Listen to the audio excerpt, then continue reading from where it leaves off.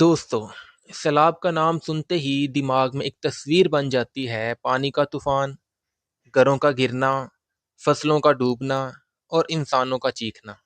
لیکن آج جس سیلاب کا ذکر میں کرنے جا رہا ہوں وہ پانی والا سیلاب نہیں ہے۔ یہ سیلاب اور بھی خطرناک ہے۔ یہ ہماری زندگی کے اندر گھس چکا ہے اور ہمیں خود بھی اس کا احساس نہیں۔ نمبر 1، موبائل کا سیلاب۔ آج ہماری ہر جگہ موبائل کا سیلاب ہے۔ ہر ہاتھ میں ایک اسکرین ہے، ہر نظر اسی اسکرین میں گم ہے۔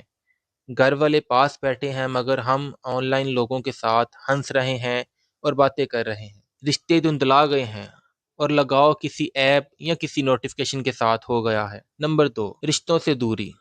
جو رشتے قربت سے مضبوط ہوتے تھے آج وہ سیلاب کی لہروں میں بہہ گئے ہیں۔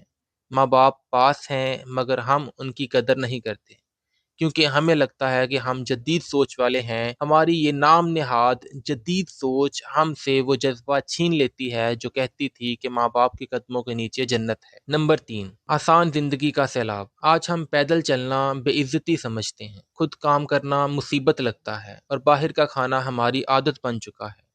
یہی وجہ ہے کہ ہر گھر میں کوئی نہ کوئی بیماری ضرور ہے۔ یہ بیماریوں کا سیلاب ہمیں آہستہ آہستہ کھا رہا ہے۔ نمبر 4، دوستو، سب سے بڑا سیلاب جو آج انسان کو تباہ کر رہا ہے وہ ہے حوصلے کا سیلاب۔ زندگی ذرا سی مشکل ہوئی تو ہم بھاگ گئے، تھوڑا سا امتحان آیا تو ہم نے کہہ دیا میں نہیں کر سکتا۔ یقین ختم ہو گیا ہے، حوصلہ گر گیا ہے، انسان ٹوٹ چکا ہے اور انسان ایک کھوکھلے درخت کی مانند بن چکا ہے۔ نمبر 5، آج سب لوگ دوڑ رہے ہیں، ایک ریس لگی ہوئی ہے، مگر سوچئے اس ریس کی منزل کہاں ہے؟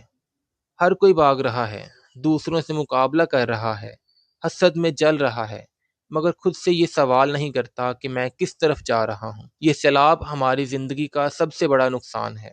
ایک بے مقصد زندگی جہاں نہ سکون، نہ سمت، نہ جذبہ، ہماری روح بھٹک رہی ہے۔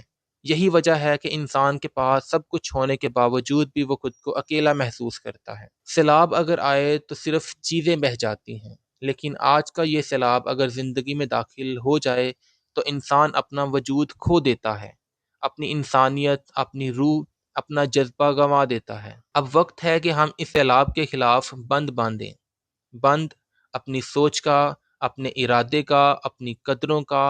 وقت ہے کہ ہم اپنی فیملی کو وقت دیں، ماں باپ کی دعائیں حاصل کریں، مشکلات کا سامنا کریں اور اپنی زندگی کا مقصد تلاش کریں۔ یاد رکھیے، پانی کا سیلاب وقت کے ساتھ اتر جاتا ہے، مگر یہ سیلاب جو ہماری زندگی میں آ گیا ہے یہ کبھی نہیں رکے گا، نہ ہی کبھی اترے گا۔ یہ تھی کھلی آنکھ کی آج کی کہانی، جو صرف کہانی نہیں بلکہ اصل زندگی کا آئینہ ہے۔ اپنی آنکھیں کھلی رکھیں اور اپنے اندر کے سیلاب کو پہچانیں۔